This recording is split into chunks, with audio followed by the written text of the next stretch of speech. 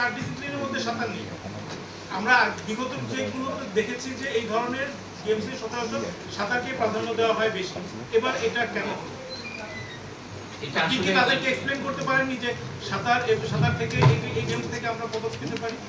আমি একটু আগে বলেছি যে আমাদের সাঁতারের লাস্ট কয়েক বছর সাঁতারের পজিশনটা খুব খারাপের দিকে চলে গেছে।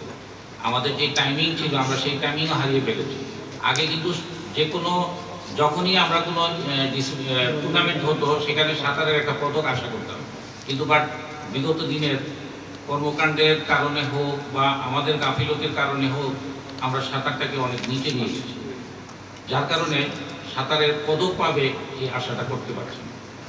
আপনিও পারছেন না? আমি এই মুহূর্তে পারছি না।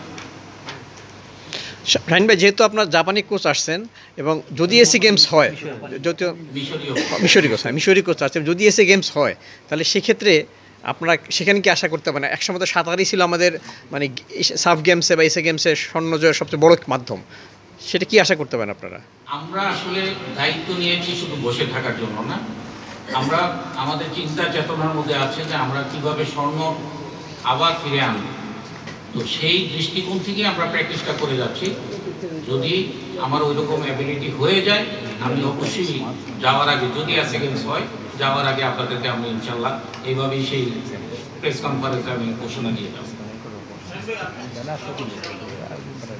সবসময় মানে আমরা যখন সাঁতারের যে কোনো ইভেন্ট বা প্রতিযোগিতা দেখি তখন দেখি যে আসলে রেকর্ড শুধু হতেই থাকে। তাহলে আপনি কেন এটা আশা করতে পারছেন না যে এত রেকর্ডের পরও আপনার প্রতিযোগিতা থেকে কেন ইন্টারন্যাশনাল পদক পাবে না? আমার এখানে যে রেকর্ডগুলো হয় সেগুলো কিন্তু আমার দেশীয় রেকর্ড, এটা কিন্তু আন্তর্জাতিক মানের রেকর্ড না। তো সেই কারণে আমি আসলে কনফার্ম করতে পারি না। তবে সাঁতারের অনেক ডেভেলপ হয়েছে, এটা আমি আপনাদেরকে এনশিওর করতে পারি এবং আপনাদেরকে দাওয়াত দিচ্ছি যে আপনাদের ব্যস্ততার মাঝখানে যদি পুলে আসেন দেখতে পারবেন। আমার টোটাল বর্তমান যে কোচ যিনি প্র্যাকটিসটা করাচ্ছেন উনি এবং আমার সাঁতারুদের মধ্যে এই অ্যাথলেটদের মধ্যে যে বন্ধনটা এটা খুব চমৎকার এবং প্রতিদিন উনি কাউকে 1 মিনিটও ছাড় দিচ্ছেন না। ইভেন উনি আমাদের দেশীয় যে সমস্ত খেলাধুলা হচ্ছে ওইটারও বিপক্ষে উনি। ওনার কথা হলো যে আমার এসএ গেমসের জন্য আসছি, আমি এসএ গেমসের জন্যই তাদেরকে প্র্যাকটিস তৈরি করবো, আমি অন্য কোনো টুর্নামেন্টে আমি দিব না।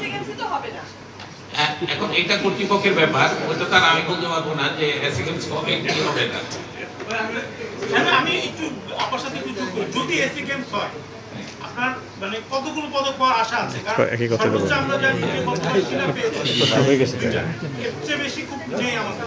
যদি ঘরের মাঠে না আমাদের দেশে শুনে নেই পছন্দ করতে শুনে নেই ভিন্ন দেশে এরা যদি যেটাকে কয়টা আশা করতে এই কোর্সটা আমরা কতদিন কন্টিনিউ করবেন? যেটা দুবাইতে প্রশ্ন করে চাকরি হয়ে স্কিপ করে দিবেন। আমরা কিন্তু পদকের দিক দিয়ে কিন্তু সবসময় সুইমিং বেশি পাই, গোল্ড পাইনি। গতবার আমরা গোল্ড পাইনি, তার আগের বার 2016-তে শিলা পেয়েছে। তো আমরা আশা করতেছি, আমি এই মুহূর্তে আপনাকে শিওর করতে পারবো না, তবে আমরা টার্গেট কিন্তু ওইটাই আমাদের, যেন আমরা গোল্ডের, আমি একটু আগে যেটা বলেছি যে গোল্ডটা আমরা যেন আবার মানে ফিরে নিতে পারি। তো ইনশাল্লাহ সেই ধরনের প্র্যাকটিসই চলতেছে এবং সেই ধরনের সাঁতারও আমাদের দুইজন তৈরি হয়ে গিয়েছে। আর আরেক কে জানে আমাকে প্রশ্ন করেছিল, আমরা অ্যাকচুয়ালি তাকে জানুয়ারি পর্যন্ত এনেছি। তো যদি এসএ গেমস না হয় আমি চেষ্টা করব এবং অলিম্পিকের কাছে এবং ক্রীড়া পরিষদের কাছে আমার রিকোয়েস্ট থাকবে যে অন্তত আমাদের সাথে শেয়ারিংয়ে যেন আমরা এই কোর্সটাকে ধরে রাখতে পারি, তাহলে আমি আগামী 1-2 বছরে আমি অনেক ভালো রেজাল্ট করতে পারি।